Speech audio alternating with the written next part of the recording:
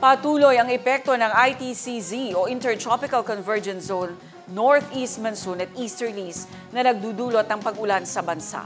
Alamin natin ang ulat panahon mula sa ating iWeather Center. Sa weather bulletin mula sa Pag-asa, makikita sa ating iWeather Center na asahan ng mahihinang pag-ulan sa bahagi ng Luzon at Western Visayas dahil sa Northeast Monsoon.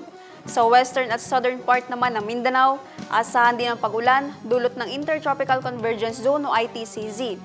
Easterlies naman ang patuloy na nagpapaulan sa bahagi ng Visayas. Samantala, sa nalalabing bahagi ng bansa, posible pa rin ang pag-ulan, dala ng mga isolated rain showers at thunderstorms.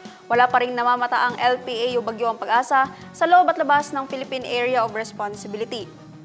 At para naman sa magiging lagay ng ating panahon bukas, sa Cotabato City, maglalaro ang agwat ng temperatura sa 24 to 33 degrees Celsius at 80% ang tsansa ng pag-ulan.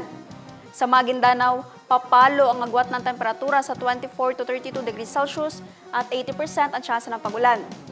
Sa Cotabato Province, maglalaro sa 24 to 33 degrees Celsius ang agwat ng temperatura at 80% ang tsansa ng pag-ulan.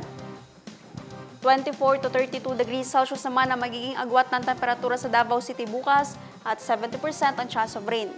Sa Cagayan de Oro City, papalo sa 24 to 30 degrees Celsius ang agwat ng temperatura at 70% ang chance ng pag-ulan. 24 to 32 degrees Celsius naman ang inaasahang magiging agwat ng temperatura sa Zamboanga City bukas at 100% ang chance ng pag-ulan. Ang Davao del Norte papalo bukas sa 22 to 31 degrees Celsius ang agwat ng temperatura at 100% ang tsansa ng pag-ulan.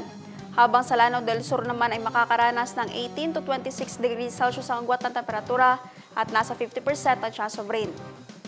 Ang araw ay sumikat kaninang 5:58 ng umaga at lumubog ng 6:07 ng gabi. At yan ang latest mula sa ating iWeather Center.